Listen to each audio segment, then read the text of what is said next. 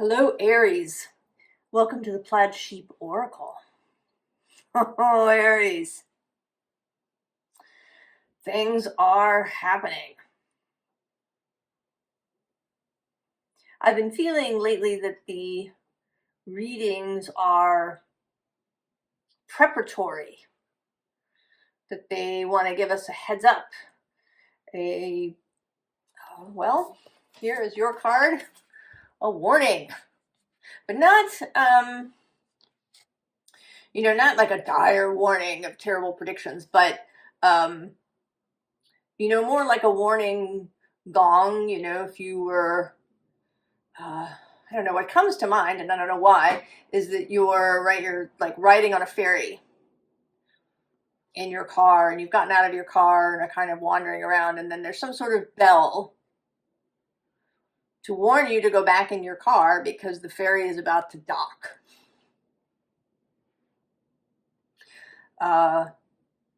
Or, if you've been watching a play and you're at intermission, there's a bell that warns you that intermission is ending and you want to go back to your seat.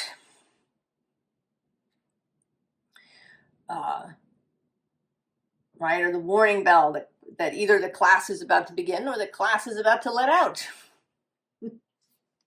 So it's that kind of warning. More like really like a signal.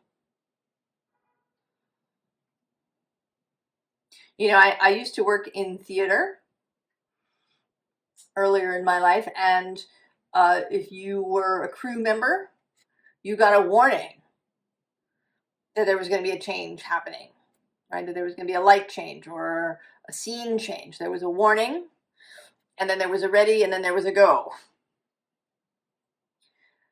So there is this warning that I want to say that what you want is arriving. The visible card here is teamwork. And, it's more like a continuation of the warning, right? That the teamwork in this card is about chasing this hawk away. So there is the nature that there is something happening that is going to require action. And below that is anticipation.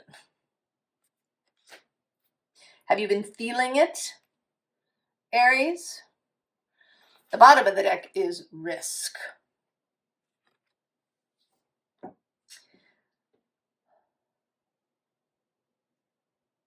It's kind of an interesting sort of risk card.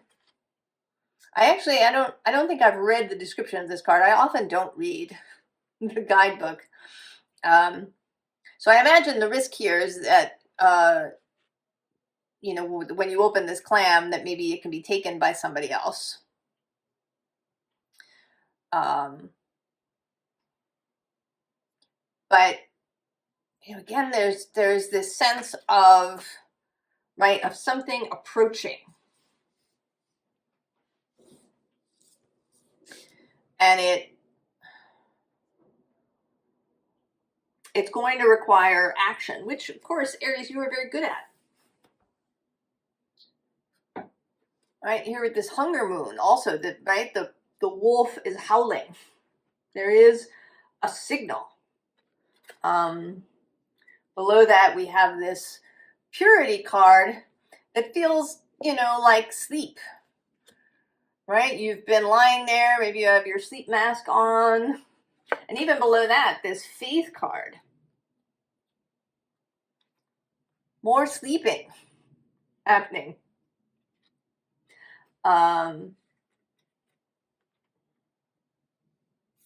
So there's a sense that something is about to happen that I want to say that you have wanted. It is the hunger moon. And then the bottom has this fruition. So something is coming to fruition, something that you have wanted, that you have worked for, that you have desired, that you have been focused on.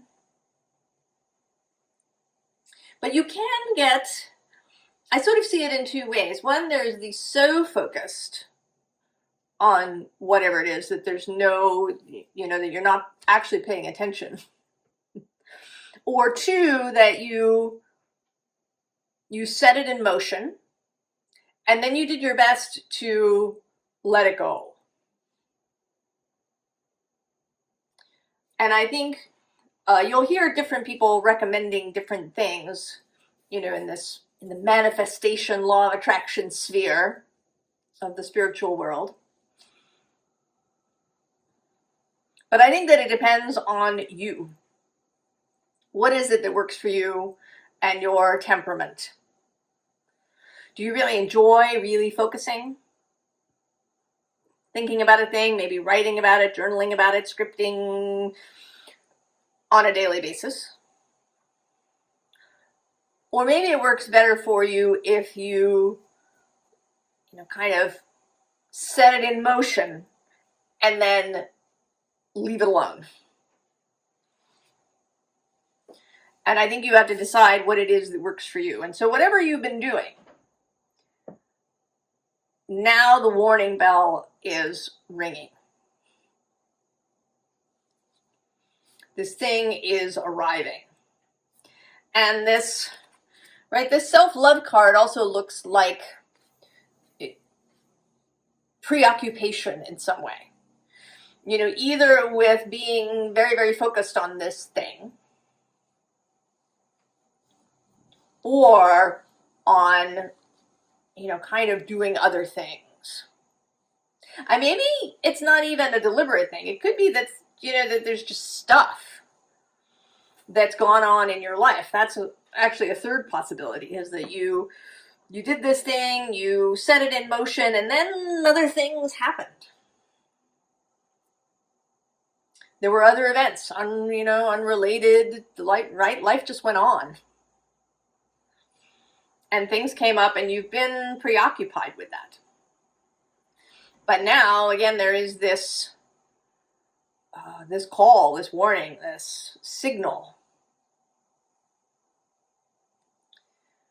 Now this is the blossoming moon, and it is technically associated with the full moon in May. But I'm thinking of it as spring completely. Just kind of everything, sort of from March through June, that whole space where things really start to appear and grow, right? We get those here in the Northern Hemisphere, we get those first little, like snowbell flowers and crocuses and, maybe even towards the end of March, we start to get the red maples start to flower, depending on the year. So that's right. Things begin in March. March is the spring equinox. It's not Easter this year. Easter is in April. But, right, it's a beginning of things really starting to show up, growing, blossoming. And there's a whole series of astronomical events that are happening in the spring associated with Aries. These next 2 years are going to be big Aries energies years. I mean, we already have been in them because we had the North Node passing through. But both Neptune and Saturn are going to spend time in Aries this year, and then will move there permanently, or, for the duration, next year in February. So the first thing is on March 20th, the sun moves into Aries. We have the spring equinox. Then March 29th, there is a new moon in Aries. It is a solar eclipse. So part of eclipse season. It's the final Aries eclipse. as we are moving into the Virgo Pisces axis. The first eclipse is a lunar eclipse on March 14th, and that's the moon in Virgo. And then we have this new moon in Aries on March 29th, the pair, the second half of that eclipse. And so I think of us now kind of already as in the sphere of influence of this eclipse. There is a sense of things appearing, becoming visible. I think that's why I was inspired to do the pick a card about hidden things becoming visible, right? This warning sound being heard. Then the next thing, on the next day, on March 30th, Neptune enters Aries for the first time in well over a century.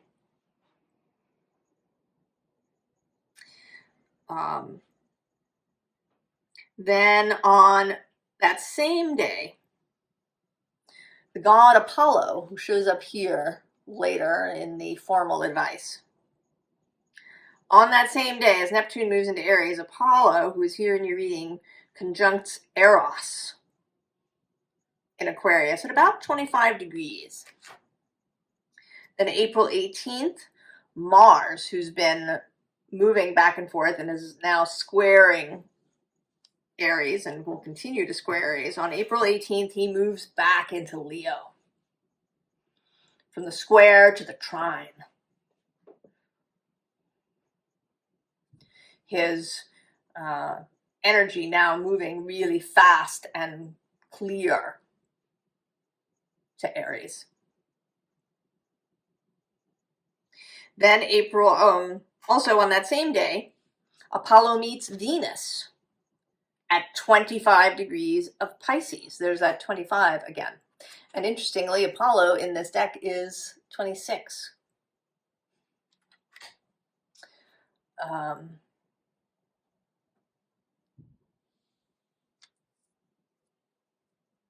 Then April 21st, Apollo moves into Aries and conjuncts Neptune at that 0 degree of Aries.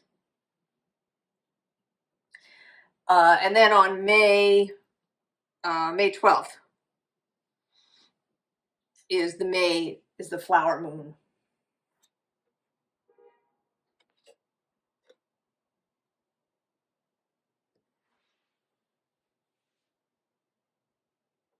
Full moon in Scorpio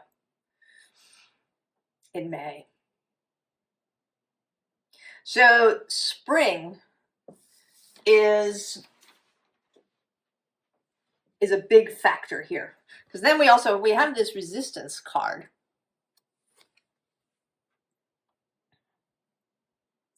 And that is kind of in the nature of a warning. It's actually also 25. So that's sort of interesting.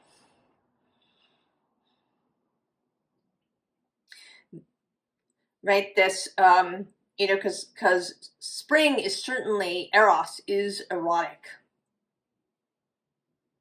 And so there's something about clarity, about insight, about seeing things that is associated with Eros and the erotic, with Eros and Venus. And this 25, this resistance. Because resistance has its good function too. It can create growth. Often things, right, need resistance to be able to climb, right? A vine might need something to resist against in order to be able to climb.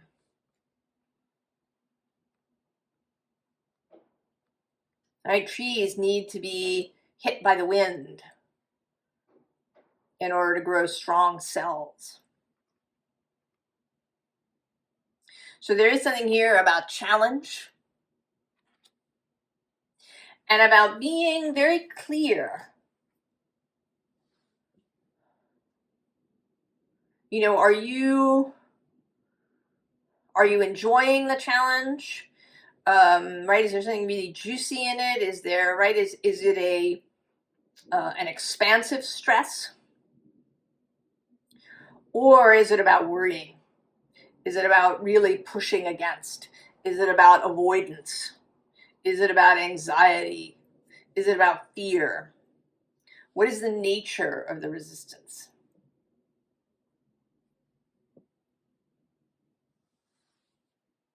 And I would say, you know, speaking of those kind of law of attraction ideas, I think you should follow what you find fun.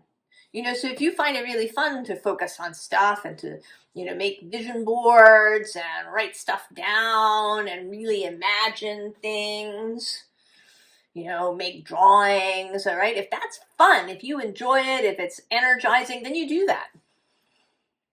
Who cares if somebody told you that you should forget about it? On the other hand, if all of that just makes you anxious and gets you up into your head and, you know, you find it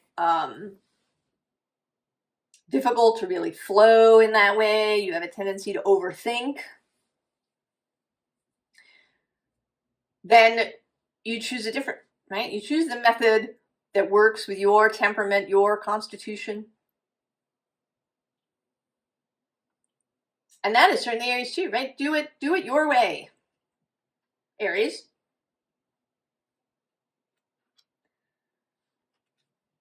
So we have here become. And below that, I saw when I looked at the card was action. And this sort of feels like become action. I have this feeling of some of us. I don't think that anything that I ever say ever applies to, you know, everybody everywhere. But I think there are some of us who are really stepping into the glories of our energy. This theme that's also been coming through the readings about coming home. That we are coming home, and I say we, I have a sun in Aries and a midheaven in Aries. We are coming home to Aries. We're getting rid of some of the distortions around it. Maybe some of the shame that has been associated with it. You know, the shameful things around Aries, right? Impulsivity,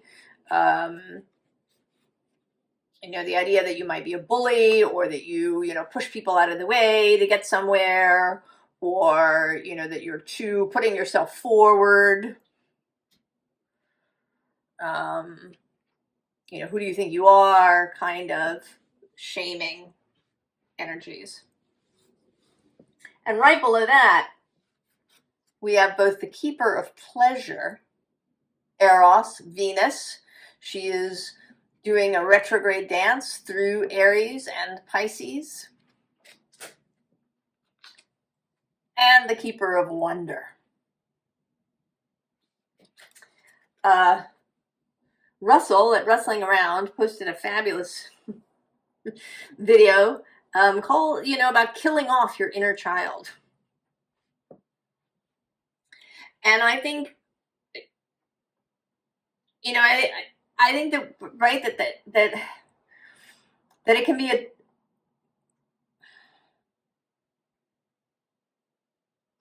a resistant way to sort of think about it, right? To think about having this inner child.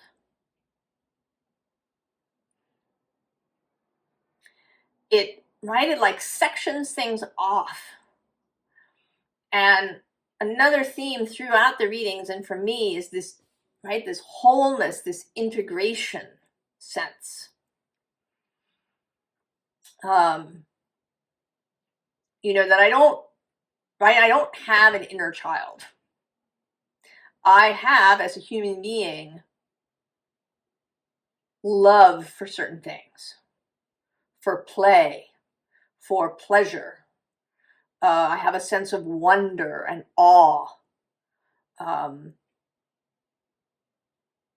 you know, a desire for comfort, for closeness, for, you know, having real attachment, secure attachment to other people.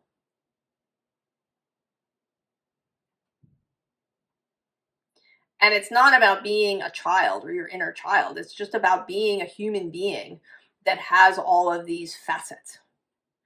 And that Aries energy, which is this fresh, youthful, first out of the gate kind of energy, can come to the fore for us and for other people. Now, the bottom here has discernment. So as always, always, always, right? Discernment, mindfulness. That you don't continually just rush into things all the time, that you pay attention.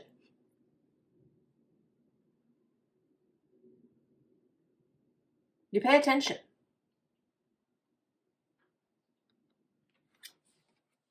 Keeper of love.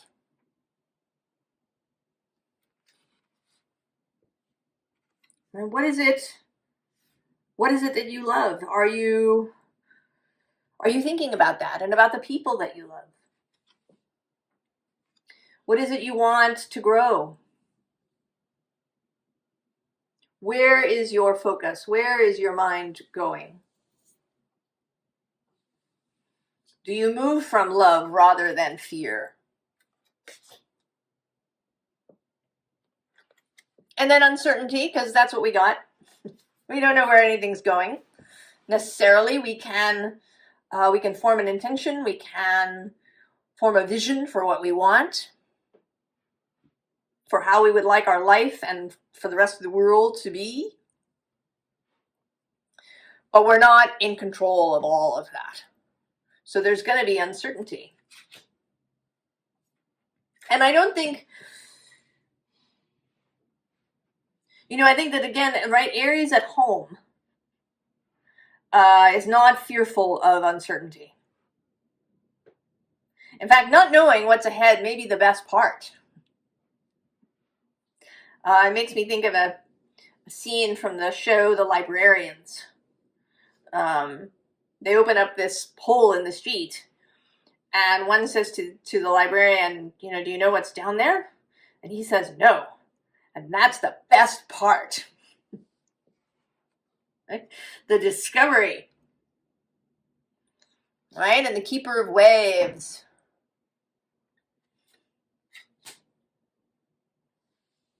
Right? That waves are fun, that they bring new things into the shore. I mean, yeah, they can be scary, they can be unpredictable. But I don't think that we would enjoy life if it was all really predictable and we knew everything that was going to happen every day forever and ever. Certainly Aries energy would not enjoy that. So we have the Knight of Pentacles. Love, romance, commitment, dedication, devotion. Below him is the Page of Fungi, Page of Pentacles, the student, the explorer, the naturalist, the little kid that goes out and finds bugs in the garden and explores. Goes hunting for seashells on the beach. And actually below that, I'm just seeing now the Empress. And the Star, too, actually. And then below that, the Page of Tentacles.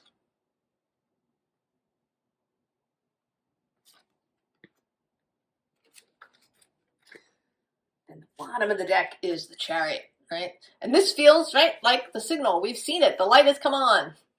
It's time to go. Leap in the Chariot. And go. And it's feeling, right, it's sort of bringing up Mars, right? He's in Cancer. He's going to move into Leo.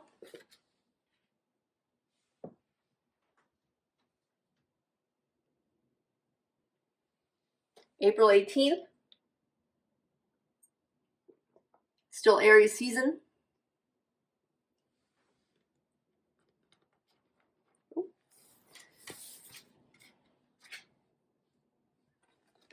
The Fool, of course. Associated with air, but this is Aries energy for me, for sure. And then the Magician. And actually all of these cards, the Fool, the Magician, and then this World card, all kind of feel, right, kind of the different facets of Aries. Right, like spontaneity, innocence, the beginner's mind, optimism, action, and then the Magician, creation, you know, the willingness to experiment, to try,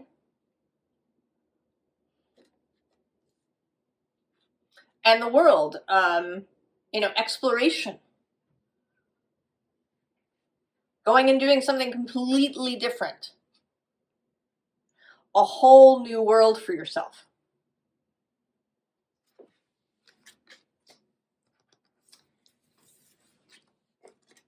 Then this 10 of combustion. So, right, have you been, right, and maybe you've been up in your head, right, you did put your red dress on,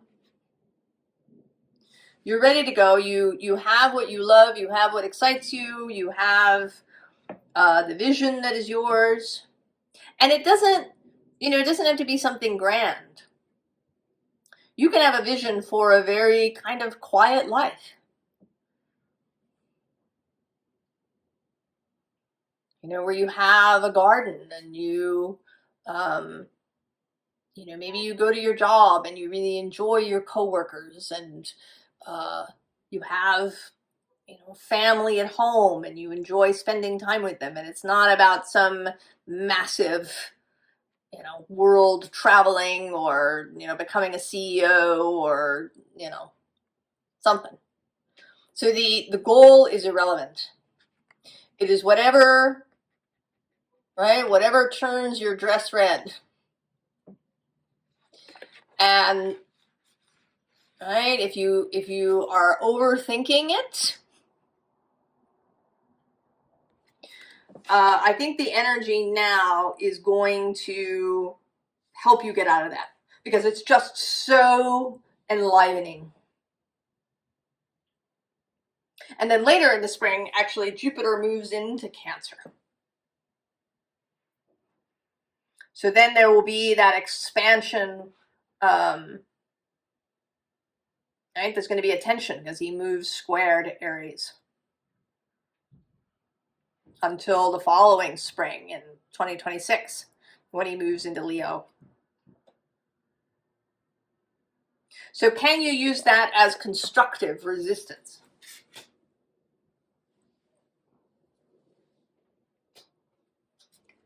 So we get the Emperor, your other card. Sovereignty, self-sufficiency, when, you know, in terms of knowing your own mind, keeping your own counsel. The ability to go it alone when that is necessary.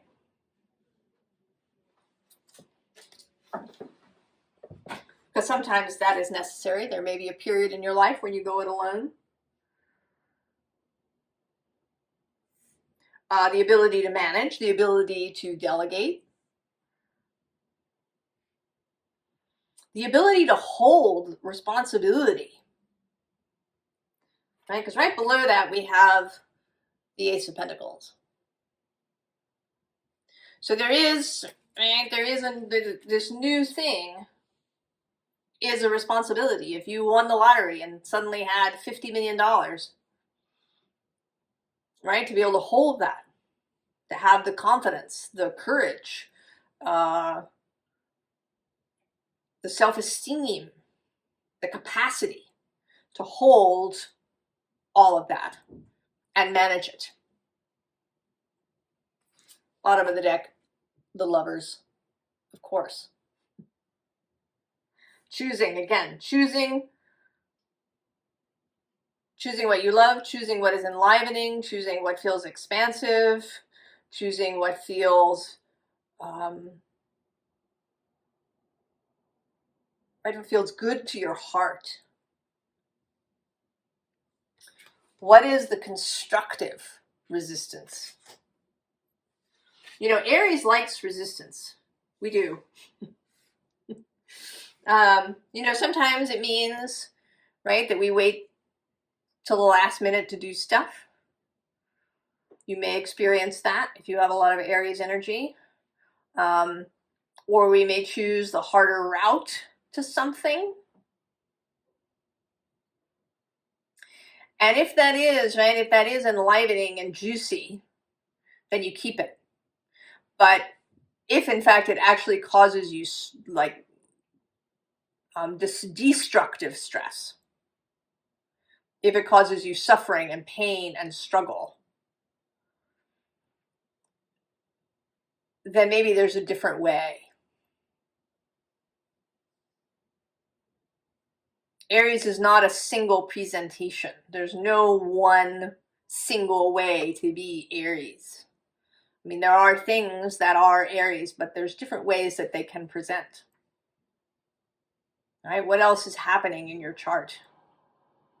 You know, did somebody tell you somewhere along the way that Aries is, you know, always goes first, or that Aries is spontaneous, or, right, they gave you all the keywords, and even though they didn't entirely fit, you've pushed yourself into it?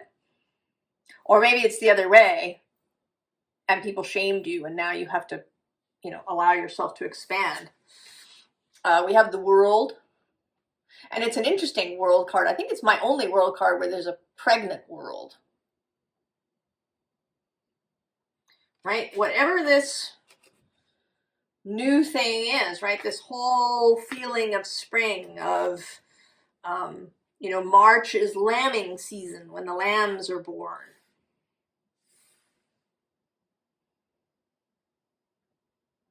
It's when, you know, a lot of new baby animals show up in spring.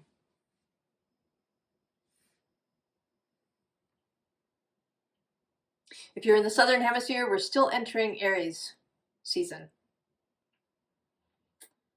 Even though you're entering fall when things begin to quiet down, there is still this energy of Aries, of beginnings. Queen of Wands, the third incarnation of Aries. Inspiration, artistry, passion, embodiment, sexuality, Venus and Eros.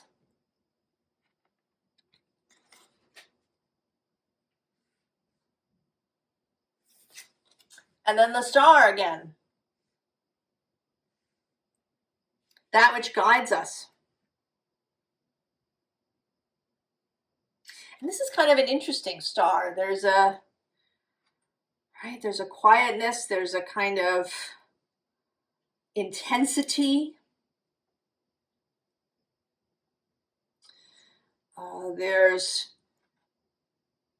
you know, a sense maybe of struggle that is now over, right? That the star has been through something and she's finally reached this moment where she's pouring out her water.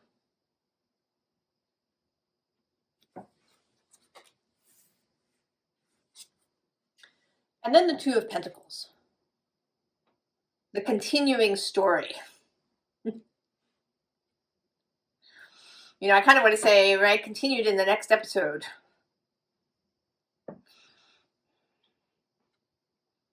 In the next book. Story continues.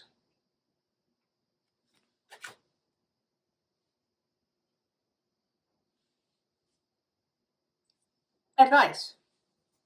Formally, as we have seen, we have Apollo with insight, and below him is this Aya, truth. And actually, I'm seeing now below her is the unexpected.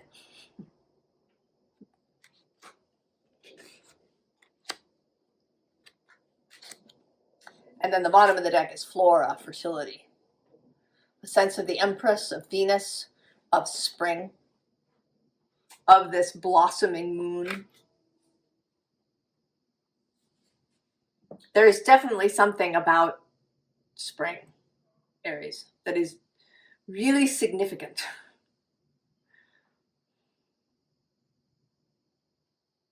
And I, you know, of course, everything is different for all of us. We have different desires. We're in different places in our lives. But there is something that is really going to shift. Something is coming in the spring. And it could, you know, anywhere from March to June, I'm going to say. Even any time between now, even as I post this at the end of February.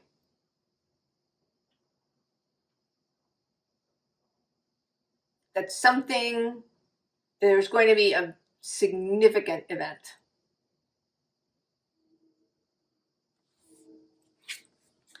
We have reciprocity.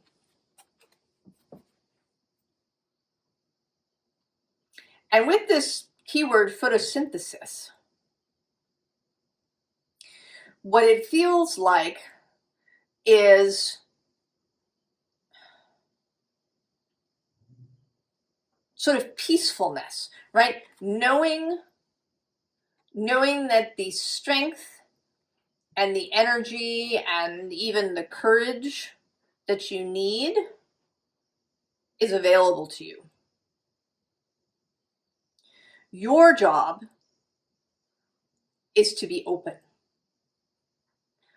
to be in partnership with the life force, right? So your job is to take action, to move in ways, to make choices that support the life force, that support growth and health and alignment and expansion. Although not expansion in the, you know, sort of in the gross national product kind of way, but in the spiritual way. And then the life force's job is to support you in this, to give you energy, to give you insight, to give you information when you need it.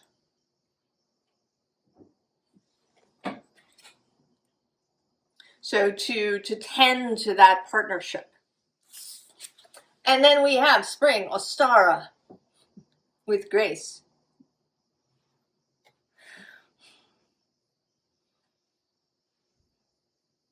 And grace in two ways. One, to move gracefully. And that means to pay attention, to be mindful.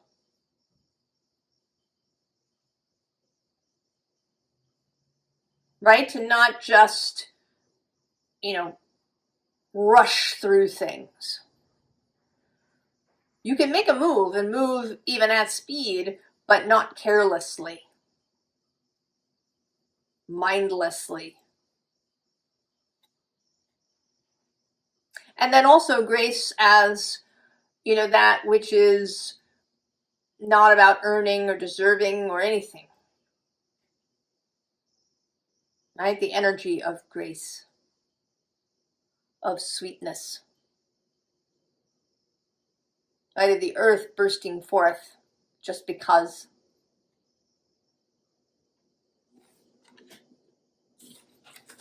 And then Sekhmet, here with protection. And this feels more a bit like this discernment energy. So the story of Sekhmet is that she gets sent on a mission and she kind of loses it and is bathing the land in blood, and she has to be distracted from this single-minded mission that she's on. So there is an aspect of this kind of lightning energy that can that can kind of burn all before it. And that's not what we want. Right? We want, that's kind of I actually think of that as a shadow of Sagittarius, which can have this laser focused, I'm doing it my way, this is my interest kind of effect, where people are pushed out of the way.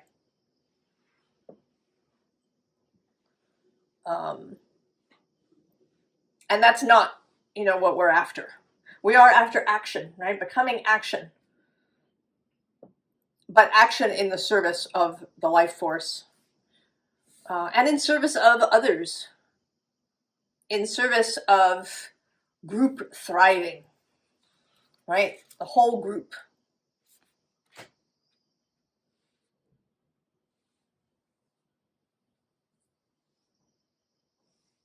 So discernment and mindfulness. Paying attention. Maybe pausing for a moment before, sort of rushing ahead. A thing that I've done, I used to do a lot of baking for people at Christmas time. And usually I would kind of prepare everything. And I would, know which things to make first. And, and then things turned out well, right? I had taken the time to prepare. And then I could just go. But there was, I remember, an occasion where I didn't do that. And I just kind of started. And everything had a problem. I was so deeply frustrated by the end of that I resolved that I would never, ever, ever do that again. So right, there's this too, a little bit. And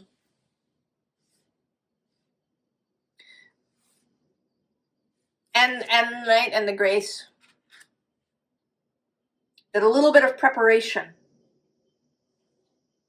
is useful. You can still move fast and direct when you need to, Aries. But mostly, right, what we're saying here is the bell has rung. It is happening. It is coming really soon, this spring. And this is this is kind of your warning ahead of the bell, even, perhaps.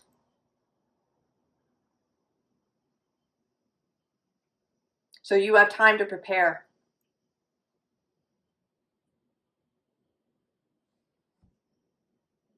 I'm excited. Are you? I hope you're excited, Aries. I hope you are. I wish you the very, very best, Aries. And I will see you next time. So long.